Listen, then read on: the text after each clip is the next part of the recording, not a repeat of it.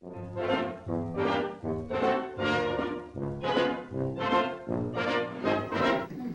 evening. I'm Lemuel Shower Blades. You can call me Dr. Blades.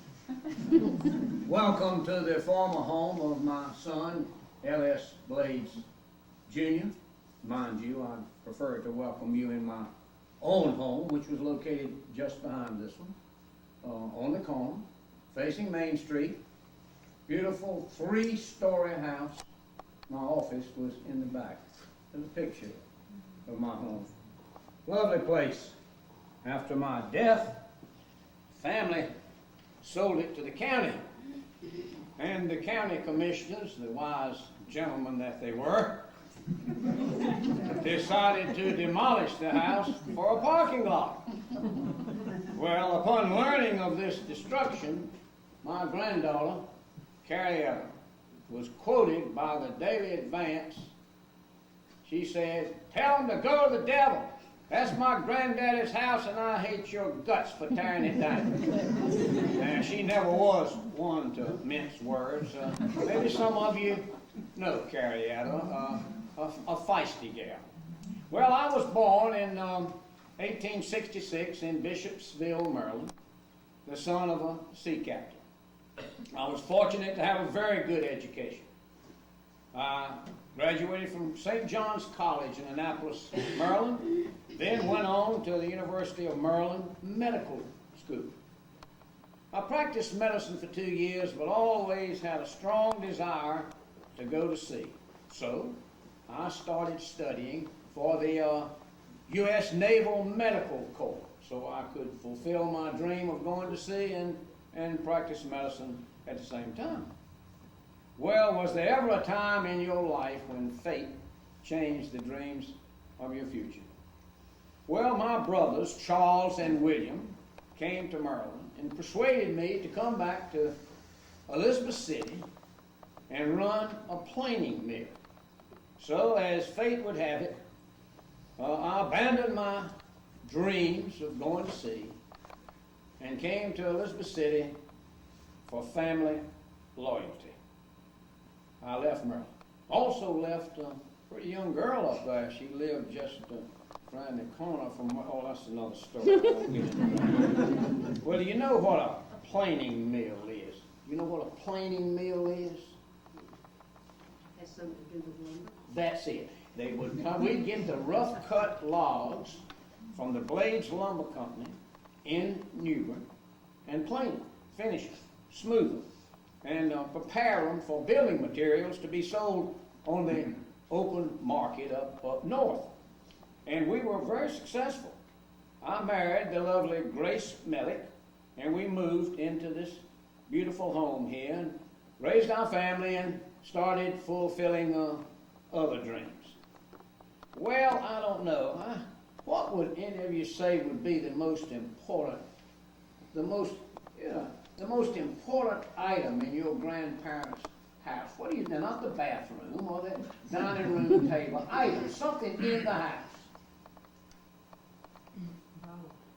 Anybody want to offer a suggestion? Family pictures. Well, I suppose I was hoping somebody would mention the telephone. Oh, yeah. Well, because in 1906 I bought a quarter interest in the Norfolk and Carolina Telephone Company. I bought 125 shares for $12,500. And that was a sizable amount of money at the time and a risk because I invested it in a company with no working capital. But I was convinced that the telephone had become a national household necessity. I think probably I was one of the few that had that conviction at the time. But in fact, Mr. J.B. Flores Sr. spoke out downtown and told some of his friends that Dr. Blades is a darn fool. And I wasn't sure he wasn't right at the time. But we prospered. The company did well. 1921, paid off all of our debts. And that same Mr. Flores said, that Blades is the luckiest man in Elizabeth City. And I was sure he was right that time. But you know, would you ever believe that people would be walking around the street, talking on the telephone, driving down the road, talking on it in the car, ladies carrying telephones in their pocketbooks? Would you ever believe that? No poles, no wires? I don't think it'll work. Well, anyway, all of my sons were successful. I suppose that Lem Jr. was maybe the most prominent. In 1940, he took over the telephone company. And he and his wife Eliza moved here in this house, raised their family. And I don't know if any of you knew Eliza or not. Just about everybody in town did. She was a very vivacious lady, had an exuberant zest for life, and wore the darndest hats. Some of them were big as a small umbrella. And you didn't dare sit behind her in church unless you wanted to take a nap, because you couldn't see a thing. The house was beautifully decorated. Other than that infamous nude painting that was brought in sometimes after my demise. It sure raised the eyebrows of the Presbyterian church ladies. When they would come visit this house, they couldn't take their eye off of that thing. It wasn't exactly a Rembrandt or Botticelli or Rubens. It was more like a Hollywood bombshell. But anyway, the Blades men had an eye for the ladies, including myself. Well, have you ever attended a vaudeville show? Have you ever attended a vaudeville show?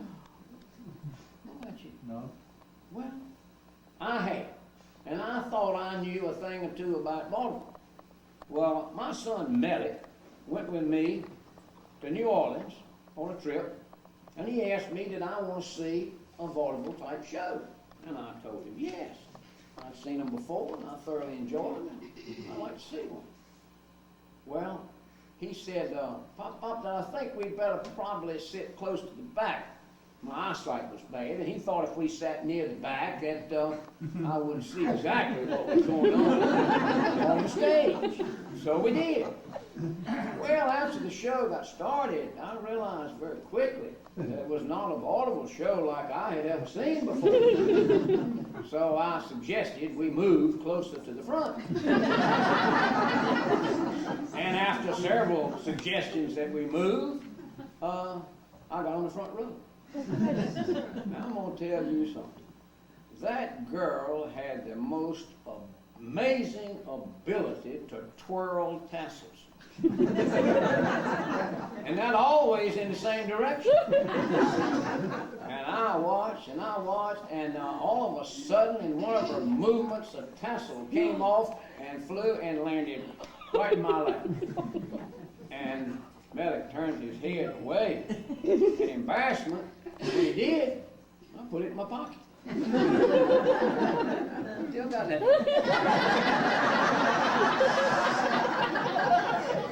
Well, anyway, it was great. That girl had an amazing talent, I'll tell you that. Well, I know some of you enjoyed traveling. We did.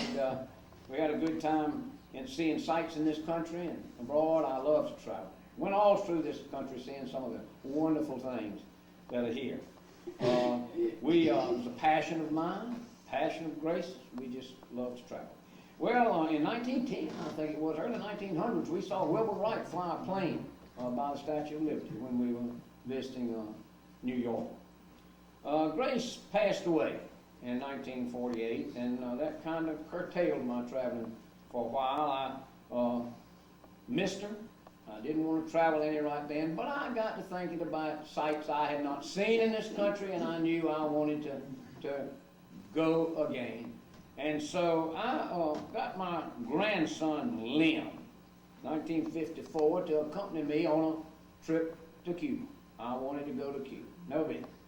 So we flew into Miami, checked into this big fancy hotel, dressed for dinner, went down to the dining room. The waiter came up with this big menu, and I folded it and handed it back to him. I said, I want a glass of milk and 2 pieces of plain white bread, not toasted. Well, that wasn't necessarily on the menu, but he brought just what I ordered. And when he did, I began to tear up the little pieces of bread and put them in the glass of milk and stirred them up. and I ate that concoction. Well, Lem was thoroughly embarrassed, but it was something I'd eaten for my dinner meal many years, and I wasn't going to change just because we were in some fancy hotel in Miami. And I think old people ought to be able to do what they want to do. And I did. After dinner, we went out in the lobby. He said, "You want to go to bed, Pop? I said, "No, I want to read my newspaper." Loved to read the newspaper. Kept up with all the news. Read the New York Times, Norfolk paper, occasionally the Daily Advance. And, I always enjoyed the paper. And I sat down and I took a piece of paper and I put it down on the floor, just like that. That was to catch the occasional spittle from my Mark Twain cigar when I lit it up. Well, Lem was mortified when he saw it. Anyway, we went on to Cuba and I selected to go deep sea fishing, and we went. The day we selected was not good. It was windy, raining some. The ocean was rough, but I told him I wanted to go, and we did. Lem turned green 2 or 3 times. I think he fed the fish on several occasions from seasickness. But anyway, I caught the most fish that day at 87 years old. The next day, we visited the site of the Battle of San Juan Hill, led by that famous president, Teddy Roosevelt. The only Roosevelt, as far as I'm concerned. Great trip. On the way back home in the plane, I was sitting there quietly, reminiscing, thinking about what we'd seen and how great it had been. And Lem turned to me and said, Pop, are you feeling all right? I said, yes, I'm feeling fine. And you know, son, I think I've done just about everything I ever wanted to do. And 4 days later, I passed away in my bed. Well, it's late. I'll be leaving you. Would like to remind you of one thing. Always be concerned about family and family loyalty. And I hope all of you live long enough to do just about everything you ever wanted to do. Good night.